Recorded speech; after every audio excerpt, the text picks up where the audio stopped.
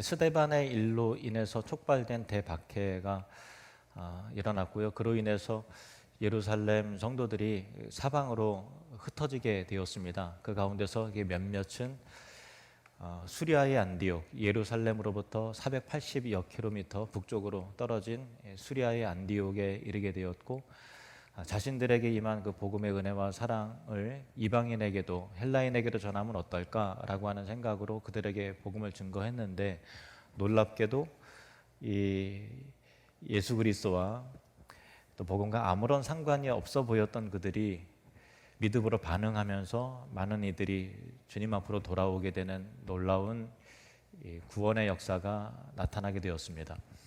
이 소문이 예루살렘에게까지도 전달이 되었고, 그래서 예루살렘 교회 지도자들은 이 일에 최고로 적합한 사람인 바나바를 안디옥 교회의 목회자로 파송을 하게 되었습니다. 바나바가 수리아의 안디옥에 이르렀을 때 하나님께서 그들에게 은혜를 베풀어 주셔서 많은 그 구원의 역사가 일어나는 것을 보면서 참 감동을 받고 기뻐하면서 어떠한 순간에도 주님과 함께 머물러 있어라 하면서 간곡하게 권했습니다. 예수님께서 나는 포도나무여 너희는 가지니 나를 떠나서는 너희가 아무것도 할 수 없고 어떤 열매도 맺을 수 없다고 말씀하신 것과 같이 믿음의 삶이란 항상 주님 안에 거하며 주님께 붙어있는 삶이라야 하기에 바나바는 기회가 있을 때마다 계속해서 안디옥 성도들에게 환난이 오더라도 주님께 붙어 있으십시오. 세상에 유혹이 있어도 절대로 흔들리지 말고 말씀과 기도 가운데 거하면서 주님 안에 머물러 있어야 합니다 하면서 주님께 붙어 있으라, 주님과 함께 동행해야 합니다 하고 지속적으로 권했던 것입니다. 성경은 바나바가 어떤 사람이었는지, 그리고 이 바나바에 의해 어떤 일이 안디옥 교회에 이루어졌는지에 대해서 다음 구절을 통해 증언하고 있습니다. 24절 말씀입니다. 함께 읽죠. 바나바는 착한 사람이요 성령과 믿음이 충만한 사람이라 이에 큰 무리가 주께 더하여지더라. 여기에서 주목해야 할 내용은 단순히 등록교인이 많아졌다, 숫자가 증가됐다라는 표현이 아니라 큰 무리가 어디에 주께 더하여지더라 라고 하는 부분을 주목해야 합니다. 바나바가 목회자로서, 리더로서 사역을 하였을 때 단순히 인원수가 많아진 것이 아니라 또 바나바를 믿고 따르는 추종자들이 생긴 것도 아니었고, 예수님을 믿고 예수님에게로 속하여지고 예수님을 따르는 제자들이 많아졌다라는 것이죠. 이것이 부흥입니다. 부흥은 단순히 숫자 증가가 아니라 사람들이 주께 더해지는 일들이, 그런 역사가 일어나는 것을 일컬어서 부흥이라고 합니다. 우리 하늘누린교회도 부흥을 경험하는 교회가 되기를 축복합니다. 그리고 바나바는 하나님 앞에서 참으로 충성스럽고 성공적인 사역자였다는 것입니다. 자기 사람을 만들어 세우는 것이 아니라 주님을 바라보고 주님의 사람으로 만들어 세워나갔다는 것이죠. 성경은 그 이유에 대하여 바나바는 착한 사람이요 성령과 믿음이 충만한 자라고 소개하고 있습니다. 이것은 한마디로 바나바가 예수님으로 가득했다라는 것이에요.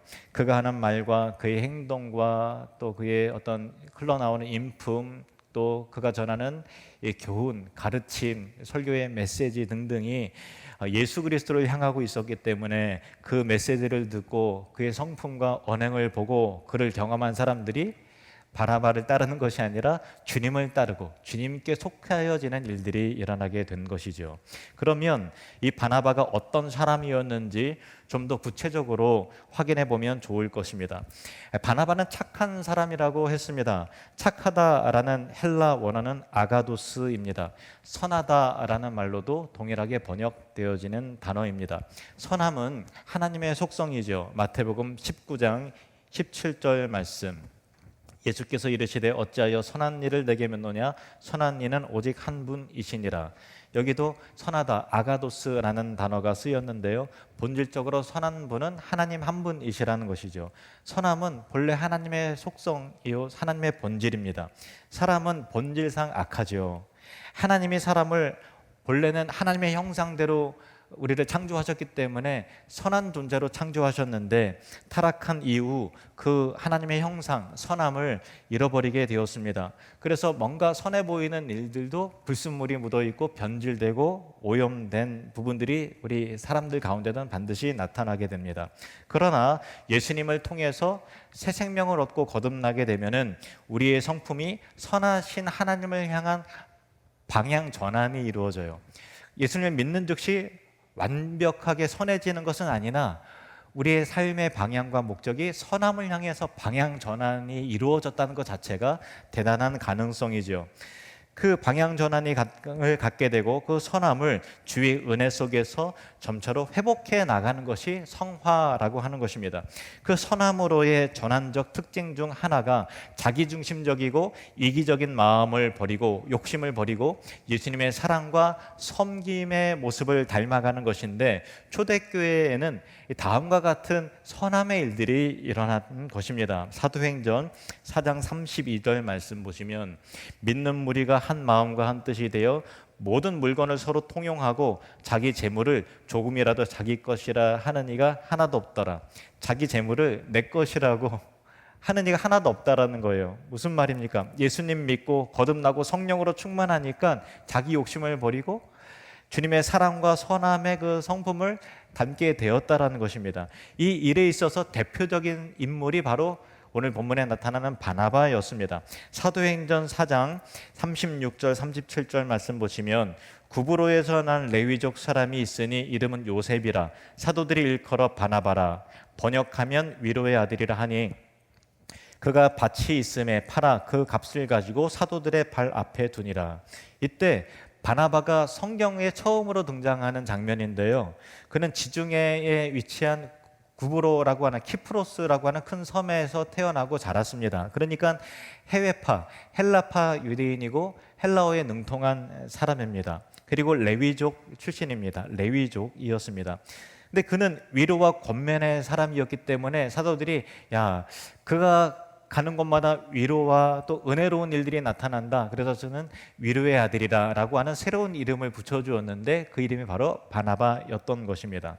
그리고 그는 자기 소유의 밭을 팔아서 헌금할 정도로 사랑과 나눔, 분명한 실천이 있었던 사람이었습니다. 그러나 초대교회에는 바나바와 같은 사람만 있었던 것이 아니었습니다. 사도행전은 바나바의 그 선하고 순수한 사랑과 대조적인 사람과 사건이 일어났음을 바나바 소개 구절 이후에 바로 연이어 소개하고 있는데, 사도행전 5장에 나온 아나니아와 삽비라 부부였습니다.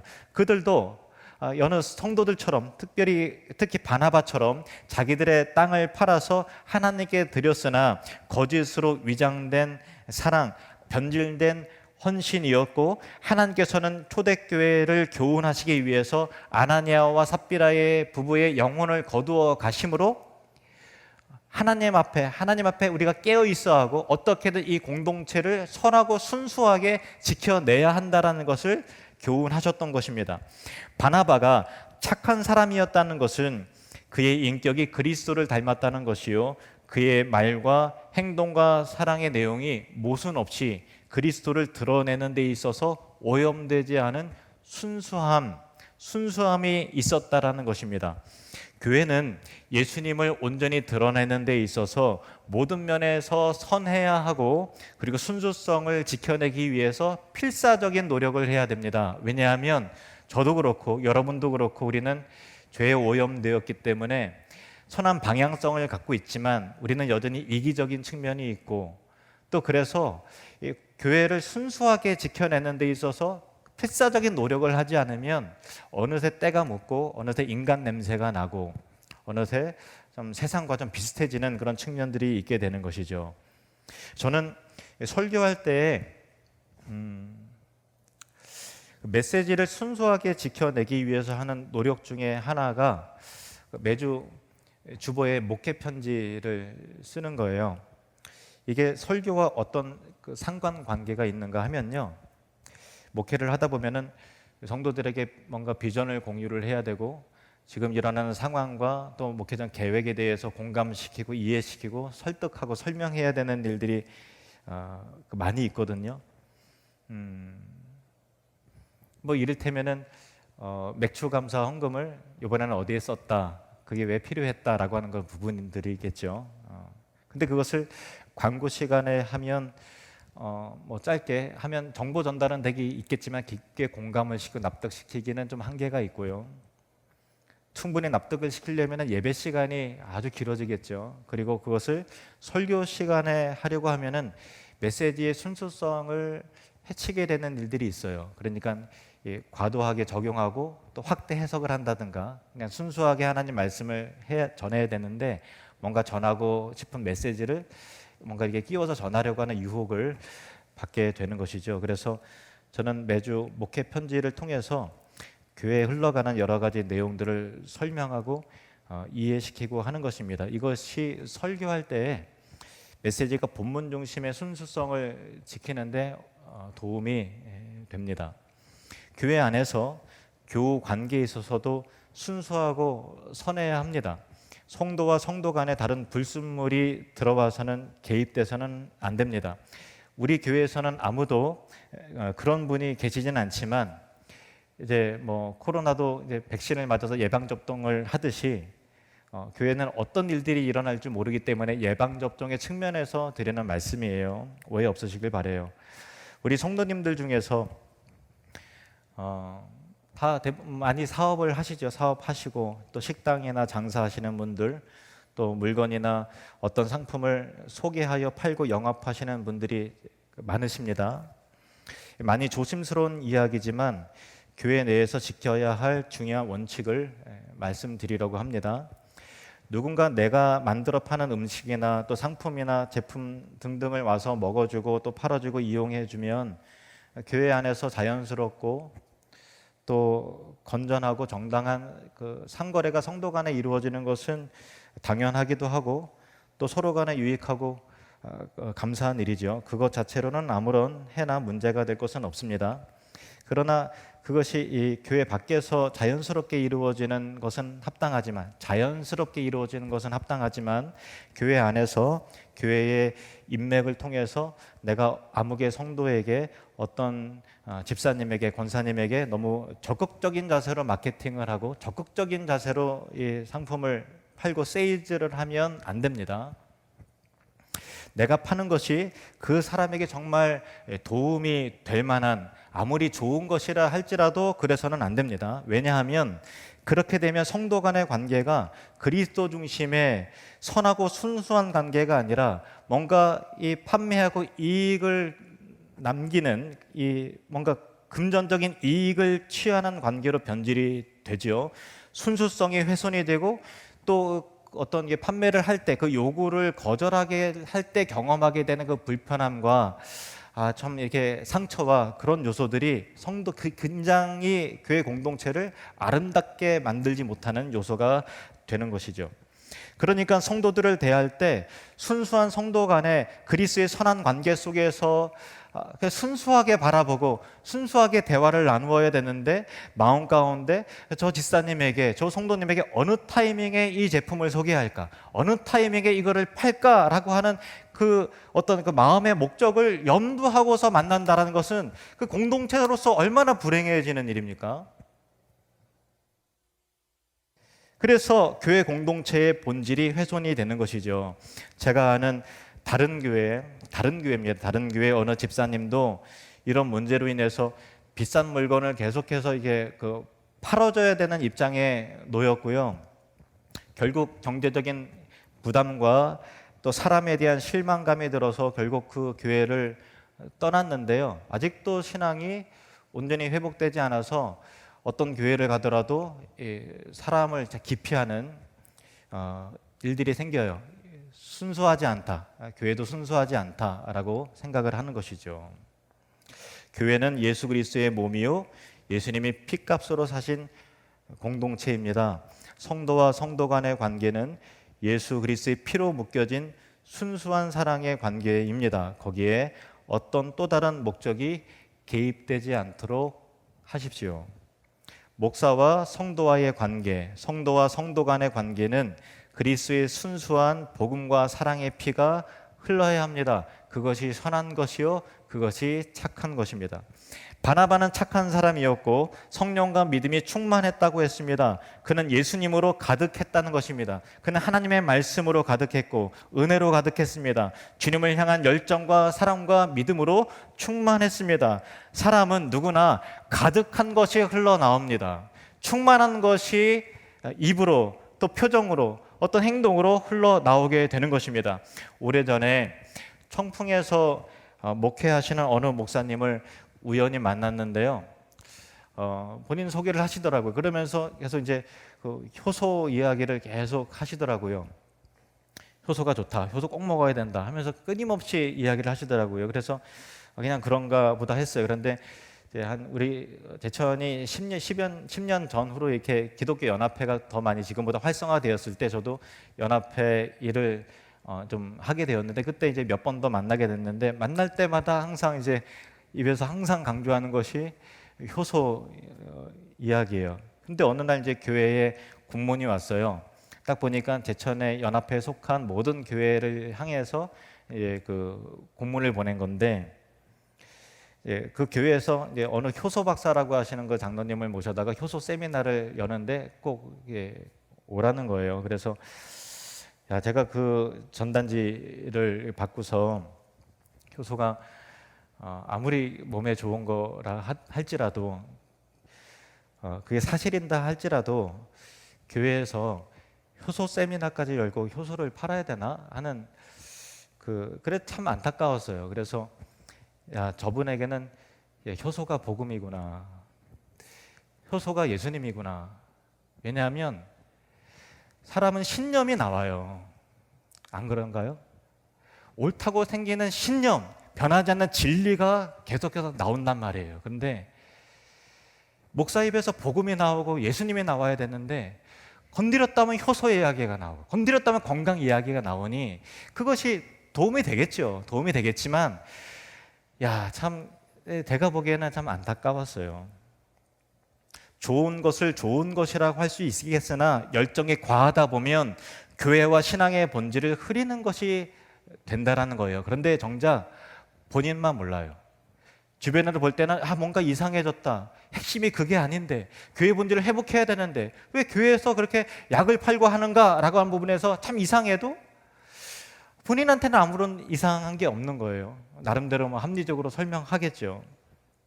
또 어떤 목사님, 어떤 성도들은 정치하는 암흑의 목사님의 옥중서신이라고 하면서 그 목사님을 선지자라고 생각을 해요. 그래서 계속해서 문자로 저한테 보내고 어떤 단톡방에든 어디 이렇게 막 계속 SNS로 그분 설교를 막 계속해서 퍼다 날라요. 그래서